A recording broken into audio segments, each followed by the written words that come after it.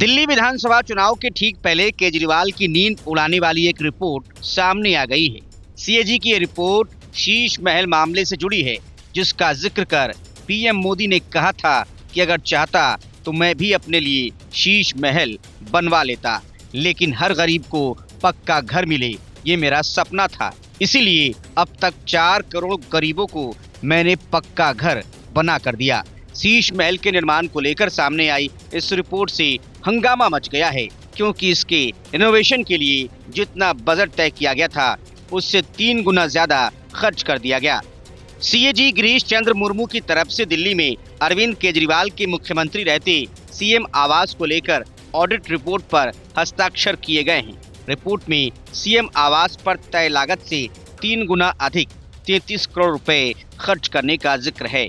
तत्कालीन मुख्यमंत्री अरविंद केजरीवाल के कार्यालय और आवास 6 फ्लैग स्टाफ रोड के परिसर के रिनोवेशन की लागत में वृद्धि की बात कही गई है। ये 7 करोड़ 91 लाख रुपए के प्रारंभिक अनुमान से 2020 में 8 करोड़ 62 लाख रुपए में दिया गया। आखिर में जब इसे 2022 में पीडब्ल्यूडी की तरफ से पूरा किया गया तो कुल लागत 33 करोड़ 66 लाख रुपए थी। रिपोर्ट में 96 लाख के पर्दे, 39 लाख रुपए का किचन का सामान, 20 लाख का टीवी कंसोल, 18 लाख का ट्रेडमिल और जिम का सामान, 16 लाख रुपए के सिल्क के कारपेट, दीवारों के लिए 66 लाख का मार्बल स्टोन जिसका शुरुआती खर्च 20 लाख रुपए था, इनका जिक्र किया गया है। शीश महल में 5 लाख रुपए खर्च कर बनाए गए एक मिनी बार का भी जिक्र है। जाहिर है इस बार का उपयोग शराब पीने और पिलाने के लिए किया जाता था। माना जा रहा है कि ये बातें तत्कालीन नियंत्रक एवं महालेखा परीक्षक गिरीश चंद्र मुर्मू की रिपोर्ट के प्रमुख निष्कर्षों में से एक है। रिपोर्ट के अनुसार मुर्मू ने 20 नवंबर 2024 को पद छोड़ने से ठीक 1 सप्ताह पहले इस रिपोर्ट पर हस्ताक्षर किए थे। इस रिपोर्ट में दिल्ली सरकार की तरफ से की गई लापरवाही का भी जिक्र है। इसमें कहा गया है कि चालान के साथ आपूर्ति वाउचर के अभाव में ठेकेदारों द्वारा आपूर्ति की गई सामग्री की वास्तविक और जिस रेट में उसे खरीदा गया इसको वेरीफाई नहीं किया गया। मतलब कि सामानों की खरीदारी में भी मोटा घोटाला किया गया। यही वजह है कि पिछले महीने सतर्कता विभाग को इस अनियमितता की जांच करने के आदेश दिए गए हैं। सीबीआई ने 2023 में इस मामले में एफआईआर दर्ज की थी और नई जांच के आदेश विपक्ष के नेता विजेंद्र गुप्ता की शिकायत पर एलजी ने दिसंबर 2024 को दिया था। इस मामले में अब तक 3 इंजीनियरों को निलंबित किया गया है। दिल्ली चुनाव के लिए अपने अभियान की शुरुआत करते हुए प्रधानमंत्री नरेंद्र मोदी ने केजरीवाल पर निशाना साधते हुए कहा कि वो भी एक शीश महल बनवा सकते थे, लेकिन उन्होंने ये सुनिश्चित किया कि पिछले 10 सालों में 4 करोड़ नागरिकों को घर मिले। बीजेपी ने सीएम आवास को आपके भ्रष्टाचार के प्रतीक के रूप में शीश महल का नाम दिया है। पीएम के बाद केंद्रीय गृह मंत्री अमित शाह ने भी कथित शीश महल को लेकर दिल्ली के पूर्व सीएम को निशाने पर रखा। Report news of India. एक तरफ उद्धव ठाकरे और शरद पवार बीजेपी से अपने रिश्ते सुधारने की कोशिश कर रहे हैं और इसी वजह से लगातार सीएम देवेंद्र फडणवीस की तारीफ कर रहे हैं, लेकिन दूसरी तरफ संजय राउत एक बार फिर से उद्धव ठाकरे का खेल बिगाड़ने पर तुले हुए हैं। वो भी तब जब कांग्रेस की तरफदारी करने की वजह से पार्टी कार्यकर्ताओं के हाथों से संजय राउत की पिटाई भी की जा चुकी है, लेकिन पिटाई के बाद भी संजय राउत सुधरने को तैयार नहीं दिखते। यही वजह है कि वे एक बार फिर से ये सपना देखने लगे हैं कि एनडीए की सरकार गिर जाएगी, राहुल गांधी पीएम बन जाएंगे और उनकी चांदी हो जाएगी। इसी वजह से संजय राउत ने अब जेडीयू और बीजेपी के रिश्तों को लेकर बयान देना शुरू कर दिया। संजय राउत ने कहा कि नीतीश कुमार की पार्टी जेडीयू भाजपा के साथ गठबंधन तोड़ लेगी। उन्होंने दावा किया कि भाजपा नीतीश कुमार के 10 सांसदों को अपने खेमे में लाने की कोशिश कर रही है। संजय राउत ने आरोप लगाया कि भाजपा बिहार में अपने सहयोगी को पीठ में छुरा घोंप रही है। उन्होंने कहा कि भाजपा बिहार में नीतीश कुमार के साथ गठबंधन में है, लेकिन वे जेडीयू के 10 सांसदों को अपने पाले में लाने की कोशिश कर रही है। इससे नीतीश कुमार बेचैन हैं। मुझे शक है कि वे एनडीए में बने रहेंगे या नहीं। संजय राउत ने यह भी कहा कि जेडीयू शायद 2025 के बिहार विधानसभा चुनाव में एनडीए के साथ चुनाव नहीं लड़ेगी। जेडीयू के पास लोकसभा में 12 सांसद हैं जो एनडीए सरकार के लिए महत्वपूर्ण हैं। भाजपा के पास खुद से लोकसभा में बहुमत नहीं है। इससे पहले संजय राउत ने गुरुवार को भाजपा के नेतृत्व वाली केंद्र सरकार पर कटाक्ष किया और कहा कि उन्हें संदेह है कि प्रधानमंत्री नरेंद्र मोदी के नेतृत्व वाली केंद्र सरकार 2026 तक 2 साल भी चल पाएगी या नहीं। एक संवाददाता सम्मेलन को संबोधित करते हुए राउत ने कहा कि अगर उनका संदेह हकीकत में बदल गया तो महाराष्ट्र भी प्रभावित होगा और महाराष्ट्र के साथ साथ अन्य राज्यों में भी बदलाव होने की संभावना है। संजय राउत ने कहा कि मुझे संदेह है कि केंद्र सरकार 2026 के बाद बचेगी या नहीं। मुझे लगता है कि मोदी अपना कार्यकाल पूरा कर पाएंगे या नहीं। एक बार फिर केंद्र सरकार अस्थिर हो गई तो इसका असर महाराष्ट्र पर भी पड़ेगा। नवंबर 2024 के महाराष्ट्र विधानसभा चुनावों में खराब प्रदर्शन के बाद शिवसेना यूबीटी के पूर्व राजापुर विधायक राजन साल्वी द्वारा उद्धव ठाकरे के नेतृत्व वाली पार्टी छोड़ने की अटकलों पर प्रतिक्रिया देते हुए उन्होंने कहा कि वे नेताओं के संपर्क में हैं और बात की है। उन्होंने कहा कि साल्वी ने कुछ स्थानीय मुद्दों पर निराशा व्यक्त की है। Bureau report, news of India. प्रवेश वर्मा और रमेश विधूड़ी ने अरविंद केजरीवाल और आतिशी मार लेना ही नहीं बल्कि पूरी आम आदमी पार्टी की नींद उड़ा रखी है। वजह यह कि इन दोनों की उम्मीदवारी से दिल्ली के पूर्व सीएम और टेम्परेरी सीएम दोनों पर हार का खतरा मंडराने लगा है। यही वजह है कि जब रमेश विधूड़ी ने प्रियंका वाड्रा को लेकर बयान दिया तो कांग्रेस से ज्यादा आम आदमी पार्टी उछलने लगी। आम आदमी पार्टी रमेश विधूड़ी की तो आलोचना कर ही रही है, साथ ही केजरीवाल के खिलाफ चुनाव लड़ रहे संदीप दीक्षित को भी घेर रही है। आम आदमी पार्टी ने संदीप दीक्षित पर आरोप लगाया कि वे इस मामले में चुप हैं क्योंकि वे बीजेपी से मिले हुए हैं। संदीप दीक्षित से आम आदमी पार्टी उसी दिन से नाराज है जिस दिन से पार्टी ने उन्हें केजरीवाल के खिलाफ मैदान में उतार दिया। केजरीवाल ने शीश महल में मिनी बार बना रखा है। इस बात का खुलासा भी संदीप दीक्षित ने ही किया था, जिस पर कैग की रिपोर्ट ने अभी अपनी मुहर भी लगा दी। इसी से बेचैन प्रियंका कक्कड़, सौरभ भारद्वाज और संजय सिंह ने संदीप दीक्षित से सवाल किए हैं। प्रियंका कक्कड़ ने ट्वीट किया कि रमेश विधूड़ी ने कांग्रेस नेता प्रियंका गांधी जी के बारे में इतना गंदा बोला, लेकिन संदीप दीक्षित की हिम्मत नहीं कि रमेश विधूड़ी के खिलाफ एक शब्द भी बोलें। संदीप दीक्षित और बीजेपी के बीच के संबंध कितने गहरे हैं आप इस बात से समझ सकते हैं कि सौरभ भारद्वाज ने प्रियंका की बात को दोहराते हुए लिखा, अपनी आदत से मजबूर रमेश विधूड़ी ने कांग्रेस नेता प्रियंका जी के बारे में इतना गंदा बोला, लेकिन संदीप दीक्षित की हिम्मत नहीं कि रमेश विधूड़ी के खिलाफ एक शब्द भी बोलें। संदीप दीक्षित और बीजेपी के बीच के संबंध कितने गहरे हैं आप इस बात से समझ सकते हैं।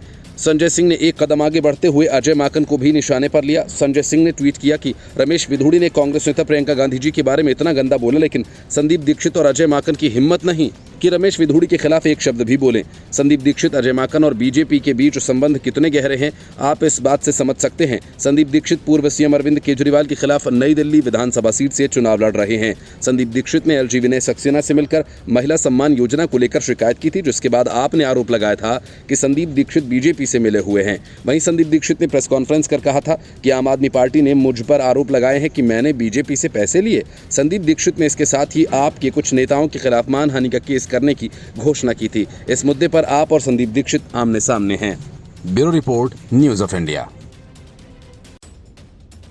अरविंद केजरीवाल इधर दिल्ली की कठिन लड़ाई में घिरे हैं, दूसरी तरफ पंजाब से ऐसी खबर सामने आई जो आम आदमी पार्टी की नींद उड़ाने वाली है। खासतौर से अरविंद केजरीवाल और भगवंत मान के लिए, जिनके लिए आने वाले दिन आसान नहीं रहने वाले हैं। वजह यह कि डिब्रूगढ़ जेल में बंद खालिस्तानी समर्थक और श्री खडूर साहिब से निर्दलीय सांसद अमृतपाल सिंह और फरीदकोट संसदीय क्षेत्र से निर्दलीय सांसद सरबजीत सिंह खालसा ने अपनी नई पार्टी के नाम की घोषणा कर दी है। पंजाब में नई पार्टी के ऐलान से हलचल मच गई है। सांसद सरबजीत सिंह खालसा ने ऐलान किया कि उनकी इस नई पार्टी का नाम शिरोमणि अकाली दल अनंतपुर साहिब होगा, जिसकी औपचारिक घोषणा 14 जनवरी को मुक्तसर के माघी मेले में होने वाले पंथ बचाओ पंजाब बचाओ कॉन्फ्रेंस में की जाएगी। उन्होंने कहा कि पंजाब को बचाने के लिए एक नई राजनीतिक पार्टी का गठन जरूरी था।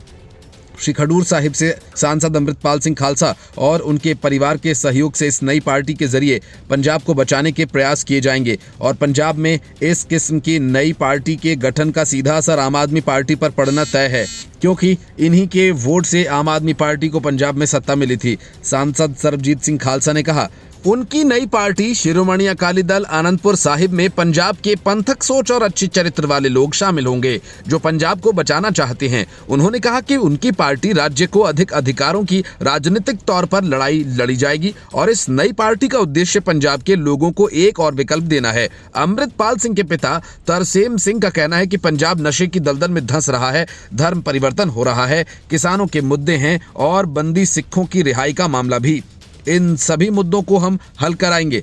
अमृतपाल गुट की नई पार्टी की घोषणा के बाद से पंजाब के सियासी क्षेत्र में हलचल पैदा हो गई है। पिछले साल लोकसभा चुनाव के दौरान अमृतपाल ने पंजाब की खडूर साहिब सीट से बतौर निर्दलीय चुनाव लड़ा था।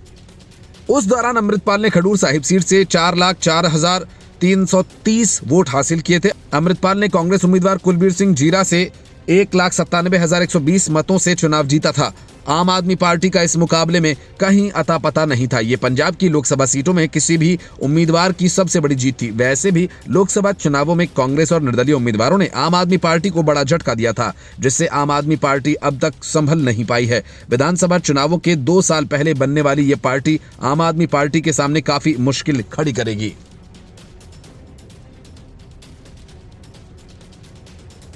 Bureau report, news of India. Arvind Kejriwal और आतिशी मरलेना इस गुमान में थे कि दिल्ली में वे कभी चुनाव नहीं हारे, लेकिन उनके मुकाबले बीजेपी ने भी अपने अब तक अजेय रहे उम्मीदवारों को मैदान में उतार दिया। प्रवेश वर्मा और रमेश विदुड़ी आतिशी मरलेना के खिलाफ और प्रवेश वर्मा अरविंद केजरीवाल के खिलाफ मैदान में हैं।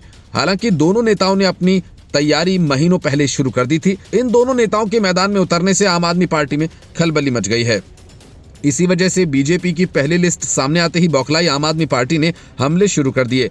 विधानसभा चुनाव के लिए भाजपा द्वारा उम्मीदवारों की पहली सूची जारी करने पर आम आदमी पार्टी की राष्ट्रीय प्रवक्ता प्रियंका कक्कड़ ने कहा कि भाजपा के पास सीएम का कोई चेहरा नहीं। उन्होंने अभी 29 उम्मीदवारों की सूची जारी की है। उन नामों में भी ऐसे लोग हैं जो कुछ न कुछ अनैतिक काम करते हुए पकड़े गए। बीजेपी में ऐसा होता ही है, इसमें कुछ नया नहीं है। दिल्ली भाजपा प्रमुख ने भी राज्य चुनाव लड़ने से इनकार कर दिया है, क्योंकि ये जमीनी हकीकत से वाकिफ हैं। दिल्ली की जनता ने अरविंद केजरीवाल को चुनने का मन बना लिया है। उन्होंने आगे कहा कि दिल्ली की जनता को भी मालूम है कि अगर गलती से बीजेपी चुनाव जीत जाती है तो सबसे पहले फ्री बिजली बंद करेगी, क्योंकि बीजेपी शासित राज्यों में फ्री बिजली का मॉडल कारगर नहीं है। हालांकि सीएम फेस का ऐलान तो आम आदमी पार्टी ने भी नहीं किया। भले ही वो कह रही है कि अरविंद केजरीवाल ही सीएम फेस है, लेकिन चुनाव जीतने के बावजूद केजरीवाल सीएम नहीं बन सकते।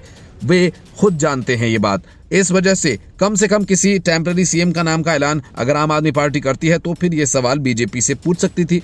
लेकिन आम आदमी पार्टी की मुश्किल कुछ दूसरी है, वो है प्रवेश वर्मा की उम्मीदवारी। नई दिल्ली सीट पर केजरीवाल खुद को बेहद असुरक्षित महसूस कर रहे हैं और इसी वजह से कांग्रेस से संदीप दीक्षित को हटाने की मांग आम आदमी पार्टी कर चुकी है। महिलाओं का वोट हासिल करने के लिए केजरीवाल जिस महिला सम्मान योजना का झांसा दे रहे हैं, प्रवेश वर्मा उसकी हवा लाडली योजना के तहत महिलाओं को 1100 रुपए देकर पहले ही निकाल चुके हैं। केजरीवाल इसी वजह से डरे हुए हैं। माना जा रहा है कि केजरीवाल ऐन वक्त पर अपनी सीट बदल भी सकते हैं।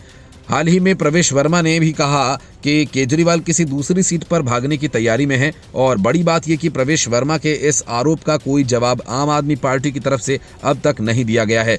3 बार लगातार विधानसभा और 2 बार लोकसभा का चुनाव जीतने वाले रमेश विदुड़ी के अपने सामने मैदान में देख आतिशी मरलेना के हाथ पांव फूलने लगे हैं। इसलिए विदुड़ी के खिलाफ मरलेना ने खुद ही मोर्चा खोल दिया और कहा कि रमेश विदुड़ी 10 साल से दक्षिण दिल्ली से सांसद हैं। उनकी पार्टी ने उनके काम के आधार पर उन्हें सांसद का टिकट देने के लायक नहीं समझा। जब उनकी पार्टी को रमेश विदुड़ी के काम पर भरोसा नहीं, तो कालकाजी विधानसभा क्षेत्र के लोग उन पर भरोसा कैसे करेंगे।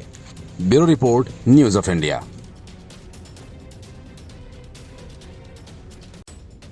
अपने ऊपर लगे घोटालों के दाग धब्बों को मिटाने के लिए अरविंद केजरीवाल लगभग हर दूसरे तीसरे दिन किसी न किसी तरह की मुफ्त वाली योजना का ऐलान करते हैं। अब इनमें से कितने वादे वे चुनाव के बाद निभाएंगे, इसका अंदाजा इस बात से लगाया जा सकता है कि पंजाब में उन्होंने 3 साल पहले महिलाओं को 1000 रुपए महीना देने का वादा किया था, लेकिन दिया हुआ वादा वापस ले लिया गया, रुपए नहीं दिए गए। दिल्ली में भी केजरीवाल ने वही खेल खेला और चुनावों से पहले ही महिलाओं को 1000 रुपए देने की योजना का ऐलान कर दिया। उस बात को करीब 1 साल हो गए। केजरीवाल ने दिल्ली की महिलाओं को दिया तो कुछ नहीं, लेकिन उस दिए जाने वाले 1000 रुपए की राशि को बढ़ाकर 2100 रुपए कर दिया गया।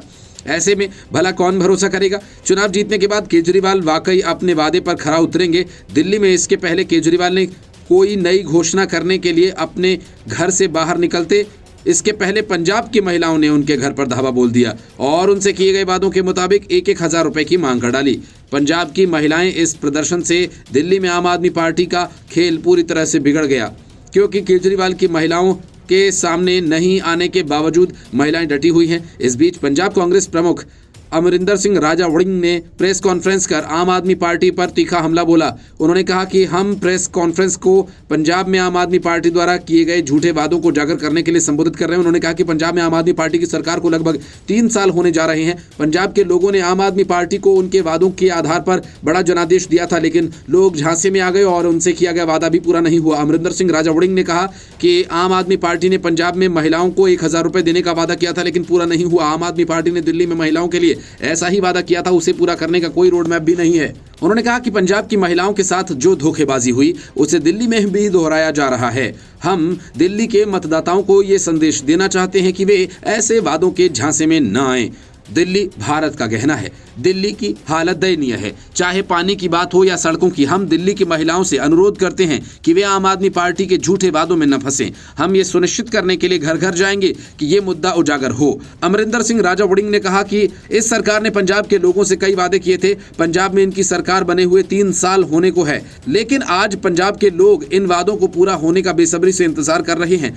जब इन वादों पर केजरीवाल जी से पूछा गया तो उन्होंने कोई जवाब नहीं दिया। वे ये पैसा कहां से लाएंगे, इसका बजट कहां से आएगा। वहीं प्रताप सिंह बाजवा ने कहा कि पंजाब से कांग्रेस नेतृत्व चुनाव के दौरान दिल्ली आएगा ताकि ये सुनिश्चित किया जा सके कि पंजाब के लोगों के साथ जो धोखाधड़ी हुई है उसे दोहराया न जाए।